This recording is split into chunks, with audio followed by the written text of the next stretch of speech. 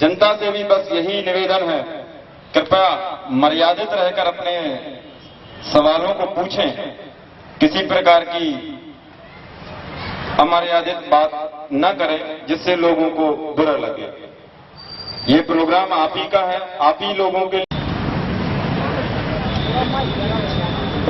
जो हमारी बेतवा नदी है, उस बेतवा नदी पर जो माता टीला और राजघाट के बीच में जगह है, धरवारा जगह, वहाँ 50 किलोमीटर का फासला है। तो वहाँ धरवारा जगह पे हम लोगों ने पिछली दफे भी एक प्रस्ताव भेजा था, वो विचाराधीन है। लेकिन चूंकि बेतवा रिवर बोर्ड ये सेंट्रल के अधीन आती है, नदी प्रदेश के अधीन नहीं आती, और प्रदेश से बार बार परमिशन लेने के बाद भी परमिशन नहीं मिल रही है। ये अलग से, चूंकि और तो बड़ा गांव में पानी है, हमारे चिरगांव में पानी है बेतवा नदी से जो मिलता है। बड़ा गांव का कुछ हिस्सा हमारा अधूरा है, कुछ राजघाट से सिंचाई होने लगी है, तो उसके लिए पूरा का पूरा पानी हमको अलग से मिल जाएगा। अभी जब आपस में बात करते हैं तो मध्य प्रदेश उत्तर प्रदेश के बंटवारे की परेशानी है। अलग से डैम को हमको बनाना होगा। सन 62 में और सन 90 में ये जो 2 बांध बनी थी, माता टीला और राजघाट, उनके समझौते से इतना पानी नहीं मिल पाता है। लेकिन फिर भी कुछ गांव के लिए, 15 गांव के लिए नहर खुद रही है। उसके लिए सेंट्रल गवर्नमेंट से जो बीच में कहना चाहते हैं कि हमारा प्रयास रहेगा कि यहाँ पर बांध बनवाया जाए और आपकी लड़ाई लड़े। इसके बाद आती है यहाँ के किसानों की समस्या। जो जमीनों की जमीन है, उनको उनकी जमीन पर अधिकार नहीं है।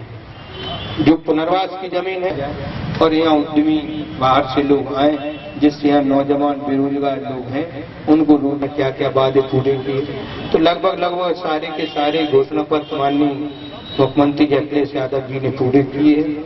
और उन पूरे करने के अलावा उन्होंने जब देखा कि हमारी माताएं बहनें परेशान होती हैं, तो 102 नंबर और जो 108 नंबर 102 नंबर हमारी एम्बुलेंस चला करके राहत, समाजवादी एम्बुलेंस चला करके राहत कार्ड देने का काम किया है।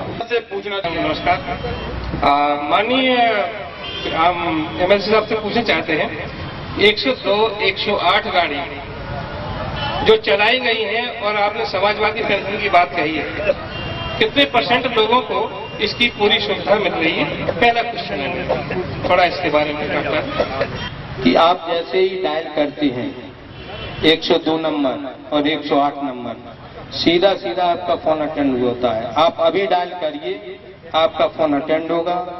आप बताएंगे कि हम फला जगह से पूछ रहे हैं, हम फला जगह से बोल रहे हैं। आपसे पूछा जाएगा कि आपका स्वास्थ्य केंद्र कहाँ पर है, नजदीक का, आपको कहाँ से सुविधा चाहते हैं। तो आप जैसे ही बताएंगे, आप विधानसभा का नाम बताएंगे, अपनी तहसील का नाम बताएंगे, आप अपनी गांव का नाम बताएंगे और अपना मोबाइल नंबर बताएंगे, तुरंत 5 मिनट के अंदर आपसे क्वेश्चन होगा और आपके यहाँ जिस नजदीक से नजदीक जो स्वास्थ्य केंद्र होगा, उस स्वास्थ्य केंद्र से आपके यहाँ एम्बुलेंस भेजने का काम सरकार के द्वारा किया जाता है।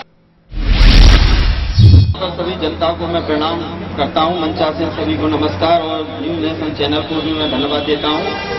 कांग्रेस ने हमेशा विकास के कार्य किए हैं। जहां तक बमीना विधानसभा की बात है, आज जो बमीना में नहरों का जाल बिछाया जा रहा है, वो भी कांग्रेस की ही देन है।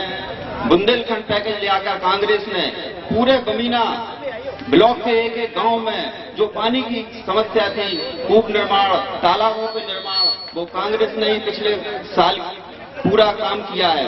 अभी भी बमीना में नहरों का जाल बिछाया जा रहा है। आपको ज्ञात होगा कि रक्षा और रक्षा के क्षेत्र में पानी, जब से देश आजाद हुआ पानी बिक रहा था, लेकिन अभी कांग्रेस की सरकार ने ही, हम लोगों ने वहां पर 21 करोड़ की योजना बना। पलायन की जहां तक बात हो रही थी, नरेगा जैसी स्कीम देकर गांव के गरीब किसान, गरीब लोगों के लिए नरेगा एक वरदान रही है, जो कि पलायन को रोकने का काम किया है कांग्रेस ने।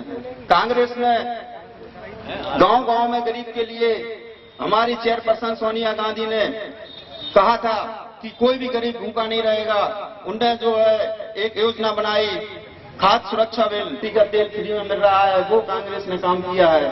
आज भी कांग्रेस जो है, हम घूम रहे हैं गांव-गांव, किसानों का कर्जा माफ, बिजली बिल हाफ, और जो समर्थन मूल्य है किसानों को नहीं मिल पाता है, उसके लिए भी कांग्रेस काम कर रही है। पेयजल में यहाँ पर भाजपा के प्रतिनिधि नहीं बैठे हैं। मैं उनसे पूछना चाहता हूँ, जो जल संसाधन मंत्री है यहाँ पर, बरुआ सागर का ताल सूखा पड़ा है और इस क्षेत्र की वो जल संसाधन मंत्री है। मध्य प्रदेश ने पूरा पानी रोक लिया है। आज भी 15-20 गांव में वो पानी से सिंचाई होती थी, नहीं हो पा रही है। हमारे छाती से नहर निकलती है बैतवा, लेकिन उससे भी हमको पानी नहीं मिल पा रहा है पूरी बमीना में। लेकिन बुंदेलखंड पैकेज से कांग्रेस ने जो है यहाँ पर पैकेज देकर और जाल बिछाने का काम किया है। बमीना चूंकि एक ऐसी विधानसभा, आदमी कोई भी इस पूरे बमीना विधानसभा में एक भी व्यक्ति जो है फुटपाथ पर जो बैठने वाला हो, चाहे वो दुकानदार हो, किसी को हम बेरोजगार करने नहीं देंगे। उसकी पूरी जंग लड़ेंगे हम लोग। हमें जितने भी कांग्रेस ने अपने शासनकाल में कार्य किए हैं, चाहे 90 का डैम हो, चाहे 62 का डैम जो बनाया हुआ है, चाहे पूरी जो है राजघाट परियोजना है, जो आज जितने गांवों में पानी पहुंचा है वो कांग्रेस ने ही पानी पहुंचाया है। और कांग्रेस ने किसान, गरीब, मजदूर की बात की है। आज भी जितनी भी योजनाएं बनाई गई हैं वो केवल किसान और नीचे तबके के लोग के लिए बनाई गई हैं। यहाँ पर जितनी भी समस्याएं नीचे से रही हैं, शिक्षा के क्षेत्र में भी यहाँ पर बालिकाओं के लिए महाविद्यालय सरकारी बनना अति आवश्यक है, क्योंकि यह मुख्यालय से 35 किलोमीटर दूर, अपन 30 किलोमीटर दूर या बमीना हो, चाहे बरुआ सागर का क्षेत्र हो, चाहे अम्बावाय वाला क्षेत्र हो, एक ऐसी विधानसभा है पूरे उत्तर प्रदेश में कि कनेक्टिविटी यहाँ से एक दूसरे की नहीं होती है। उसमें भी हम कांग्रेस के जन काम करेंगे। कि और भी लोग पूछना चाहता हूँ कि कांग्रेस का शासन लगभग 55 से 60 साल तक रहा। उस बीच में इन लोगों ने बुंदेलखंड के साथ सौतेला व्यवहार किया और अभी इनकी जो रणनीति है बेरोजगारी को न रोकने की, और ये पलायन जितना हो रहा है, ये अभी तक क्या करते रहे? नरेगा जैसी स्कीम ले आकर, जो कि हमारे मजदूर, पलायन कौन करता है? गांव का किसान, छोटा हल्दर किसान या मजदूर, उसके लिए ही नरेगा जैसा वरदान। और ये इस स्कीम नहीं बनाई भारत सरकार ने, कांग्रेस ने इसको कानून बनाया कि पलायन केवल रुक सकता है जब उसको घर में काम मिले। और आज भी 100 दिन का रोजगार देकर कांग्रेस ने पलायन को रोका है। आए हुए सभी युवाओं, हमारे मित्रगण, मैं आपके बीच में जनअधिकार मंच की कुछ परिस्थितियां या कुछ विचार जो आपके बीच में देने जा रहा हूं कि जनअधिकार मंच आपके बीच में आपके स्वरोजगार, आपके विकास, आपकी दशा दिशा को बदलने के लिए, बेरोजगारी को दूर करने के लिए जनअधिकार मंच आपके बीच में छोटा बनकर आ रहा है। लेकिन आप लोगों ने ही जिनको सरकारें बनाई, जिनका भाग्य विधाता बनाया, वो आप लोगों ने ही बनाया। अब आपके बीच में जनअधिकार मंच आप लोगों से ही मिलकर के इस शासन सत्ता पर जाने के लिए आया है और आपके ही विचारों से लेकर के आपकी जो रोज की समस्या है उस पर ही हम लोग बात करके इस जनअधिकार मंच को आगे बढ़ाने की ओर है। जैसे हम लोग यहाँ बुंदेलखंड का पूरा किसान केवल मौसम पर निर्भर है और आज तक की सरकारों ने उस मौसम को अपने कंट्रोल में करते हुए आप लोगों को पानी, किसानों को पानी उपलब्ध नहीं करा सके। अगर ये लोग सरकारें अगर अच्छी हम लोगों ने चुनी होती तो निश्चित बुंदेलखंड के अंदर पानी की कमी नहीं है। पूरे एशिया में उठाकर देखोगे तो ललितपुर में सबसे ज्यादा डैम है और ललितपुर का पानी जो डैमों से बहता है वो बुंदेलखंड की सारी धरा पर बहता है। लेकिन उसे रोकने के लिए सरकारों ने कोई साधन या उनकी व्यवस्था नहीं की है। जनअधिकार मंच इसका बहुत बड़ा प्लान बनाया है कि हर किसान को निःशुल्क बिजली, पानी देने का काम करेगी। इसके बाद इस प्रदेश के अंदर और इस बुंदेलखंड के अंदर बेरोजगारी जो हमारे गांव के किसान प्लान करके दूसरे प्रदेश में जाकर के अपने रोजगार की तलाश में मजदूरी करने के लिए निकलता है, ऐसी सरकारों ने तमाम कांग्रेस पार्टी के हमारे भाई बैठे हुए हैं, इन्होंने 100 दिन का रोजगार की बात की है। लेकिन हम जनअधिकार मंच के माध्यम से आपके बीच में ये बात रखना चाहते हैं कि हम एक पूरे प्रदेश के अंदर, बुंदेलखंड के अंदर, माननीय किसान जो हमारा भाई है, उस किसान को उसको कहीं पलायन करने की जरूरत नहीं पड़ेगी। उसको यहाँ से प्रदेश से जाने की जरूरत, गांव से जाने की जरूरत नहीं पड़ेगी। उसे हम मनरेगा से गांव किसान की लागत को कम करने के लिए गांव के मजदूर को मनरेगा से जोड़ करके गांव के बेरोजगार को रोजगार भी मिल जाएगा और किसान की लागत कम हो जाएगी। और किसान की लागत कम हो जाएगी तो फसल भी अच्छी होगी, तो निश्चित बेरोजगारी भी दूर होगी। गांव के बेरोजगार को गांव में ही रोजगार मिल जाएगा। किसान खुशहाल था, सोने की चिड़िया देश कहलाता था। इसलिए हमारी सारी योजना अधिकतर बेरोजगार और किसान के ऊपर जनकल्याण मंच काम करेगा। इसके आगे चलते हुए इस प्रदेश के अंदर, इस बुंदेलखंड के अंदर जो हमारे लोग गरीब किसान के लोग हैं, उनको पढ़ने लिखने की जो व्यवस्था सरकार ने दी है, स्कूल संचालित करा रहा है, लेकिन 35,000 30,000 उनकी वेतन है, लेकिन उन सरकार की कोई उन पर लगाम नहीं है। लगाम अगर जनकल्याण मंच होगा तो निश्चित लगाम होगी। पूरे प्रदेश के अंदर जो हमारे ग्रामीण क्षेत्र के विद्यालय हैं, उनके लड़कों को अच्छी शिक्षा देने का तालमेल देने की जनकल्याण मंच काम करेगा। ऐसी तमाम योजना जनकल्याण मंच आपके बीच में लेकर आ रहा है। मैंने इस बमीना ब्लॉक महिला डिग्री कॉलेज के लिए मैंने क्वेश्चन लगाया। मैंने महिला वालका इंटर कॉलेज के लिए मैंने क्वेश्चन लगाया। मैंने फार्म के स्टेशन के लिए क्वेश्चन लगाया। मैंने पॉलिटेक्निक बनाने के लिए क्वेश्चन लगाया। मैंने ITI बनाने के लिए क्वेश्चन लगाया। मैंने यहां मंडी बनाने के लिए क्वेश्चन लगाया। मैंने सिमराबारी और PHL और खेलार को मिलाकर एक नगर पंचायत बनाने के लिए मैंने क्वेश्चन लगाया।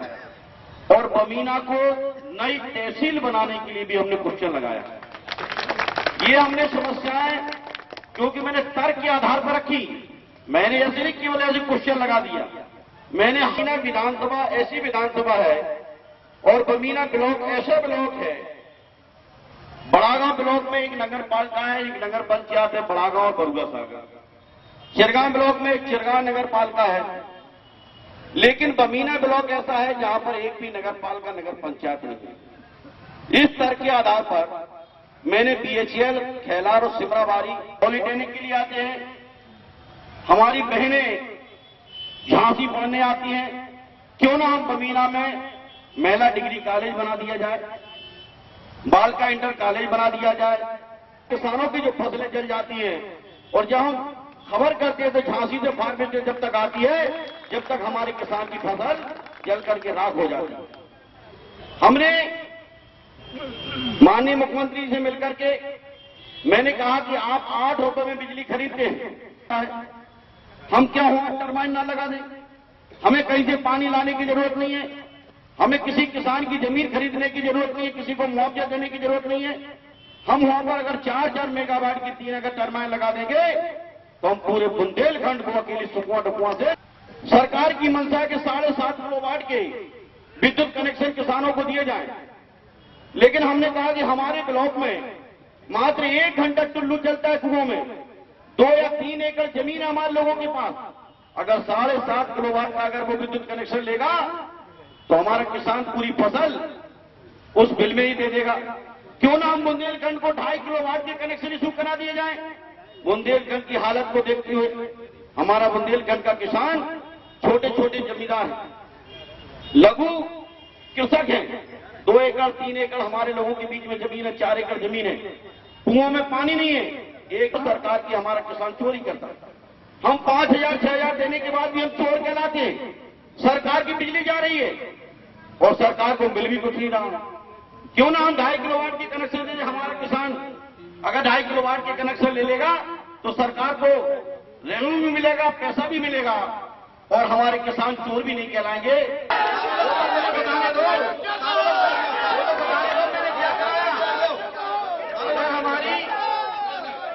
हमारी जनता ने, आप लोग बैठ जाइए। MLA हूं, बिल्कुल सर। वो हमसे पूछेगी कि हमने 5 साल आपको विधायक बनाया, आपने 5 साल में क्या किया। सर ये करो मैं क्वेश्चन किया, उसके लिए आपका हार्दिक धन्यवाद। हालांकि एक्शन नहीं ले कोई बात नहीं, लेकिन फर्स्ट ऑफ ऑल कंडीशन ये आती है कि यहाँ कन्या हाई स्कूल है। आपने पिछले अपने घोषणा पत्र में इस बात को कहा था कि बमीना की कन्याओं के लिए हम एक स्कूल बस देंगे, जो आपके अधिकार में आप चाहे तो दे सकते थे। बमीना में एक इंटर कॉलेज की व्यवस्था है, श्री लाल बहादुर शास्त्री इंटर कॉलेज। आप चाहते वहां विज्ञान वर्ग सिर्फ 1 कक्षा प्रारंभ करनी थी, वो भी आपको मामूली से प्रयास से हो सकती थी, जो कि नहीं हो पाई। चलो कोई बात नहीं। तीसरा क्वेश्चन ये आता है, बबीना विधानसभा से ही सटे 3 गांव हैं जिनका क्रमशः मिलिट्री द्वारा अधिग्रहण हुआ था 1951, 1991, धमकन, मनकुआ और पखरौंगन। इन तीनों गांवों में इसके बाद में किसी भी व्यक्ति ने इस बात पर विचार नहीं किया, चाहे वो आपकी कांग्रेस की सरकार हो, चाहे आपकी बहुजन समाज पार्टी की सरकार रही हो, या आप अभी विपक्ष में रहे, किसी भी व्यक्ति ने इस बात पर कभी कोई क्वेश्चन नहीं किया कि इन गांवों के लोगों को पुनर्वास के पट्टे जो अलॉटमेंट होने थे वो कभी नहीं मिल पाए और शायद ना मिल पाएंगे। तीसरी बात, हम लोगों को ना नरेगा की कोई सुविधा मिली, क्योंकि कैंट में है वार्ड नंबर 3, वहां नरेगा की कोई व्यवस्था नहीं है। अब वहां का गरीब किसान किस प्रकार से रोजाना यापन करता है, और मिलिट्री के द्वारा जो आए थे हम लोगों का शोषण होता है, उसका आपको शायद अंदाजा होगा। धमकन गांव के एक बालक का आर्मी के स्टेशन कमांडर द्वारा हाथ तोड़ दिया गया था, जिसका काफी हम लोगों ने विरोध किया, गए भी। क्या यहाँ पे कुछ समाज की वजह से एक्शन नहीं लिया जाता कि यहाँ इस समाज के लोग ज्यादा रहते हैं, इन लोगों के फेवर में हम नहीं जाएंगे? यहाँ पोलिंग बूथ देख के जाते हैं कि जहाँ हमसे वोट ज्यादा मिला था हम उस तरफ को ज्यादा जाएंगे, जहाँ से वोट कम मिला था उस तरफ। ऐसा प्लीज ये हमें बता दें कि हमने कौन से घोषणा पत्र में ये बात कही थी कि मैं कन्या इंटर कॉलेज के लिए बस देंगे। अगर वो घोषणा पत्र मेरा भाई बता देगा, मैं अभी त्यागपत्र दे दूंगा और चुनाव नहीं लड़ूंगा। चुनाव नहीं किया आपका घोषणा। एक मिनट, ऐसी ही एक रैली थी जहां मंच पर आप विराजमान थे और इस प्रकार की बात कही थी कि बबीना की कन्याओं के लिए अगर मैं कुछ कर सका तो यहां के लिए बस देने का प्रयास किया जाए। प्रयास करेंगे, प्रयास अपनी जगह और घोषणा अपनी जगह है। घोषणा अलग चीज है, प्रयास अपनी जगह। हमने जो आपने कहा है कि टपरियां हैं, टपरियों के लिए भी बहुत बड़ी समस्या है लोगों को निकालने की, रास्ते की। मैंने यहाँ पर रोड भी दिया, हमने सिंचाई विभाग वालों से बात भी की थी, और हमने सिंचाई विभाग का जो तालाब का बंद है उससे हमने ऊपर से रोड डलवाने की व्यवस्था के लिए पैसा दिया था। और हमने कैंट से ईओ साहब से मैंने कह करके मैंने की कि आप दोनों तरफ रेलिंग लगा देना और लाइट लगा देना, जिससे लोगों को लाइट व्यवस्था रहे, जिससे तालाब में गिर ना जाए रात की। वो भी तैयार हो गए थे, लेकिन सरकार के कहीं न कहीं दबाव से सिंचाई विभाग ने मना कर दिया कि हम अपने बंद से रोड नहीं देंगे। हमने इसको कई बार डीएम, हम अपने यहाँ के लोगों को लेके गए, डीएम साहब से मैंने संपर्क किया, आरवी सिंह वगैरह हमारे जो रिटायर्ड हमारे रहेंगे, वो लोग बता सकते हैं कि हम उनके साथ कितनी बार गए, कितनी बार यहाँ हम लोगों उन लोगों से मिले। लेकिन दुर्भाग्य क्या है, आप अच्छी तरह जानते हैं, अगर सरकार में होते हैं तो सरकार, और जब हम सरकार में थे जब विधायक नहीं थे, उस समय हमारे टपरियन के लोगों को कुछ मिलिट्री के साथियों ने रोकने का प्रयास किया था। मैं वहां पहुंचा था, कभी नहीं कहा। और अगर लाल बहादुर शास्त्री के अगर कॉलेज के लोग अगर मुझसे कहते कि विधायक जी एक कमरा बनवा दीजिए, हमारे विज्ञान का यहाँ से कक्षा शुरू हो जाएगी, तो मैं जरूर दे देता। लेकिन हमें अभी तक लाल बहादुर के शास्त्री के कोई भी कर्मचारी अगर कोई बता दे, कोई भी टीचर या कोई प्रबंधक कि हमने विधायक जी से कहा,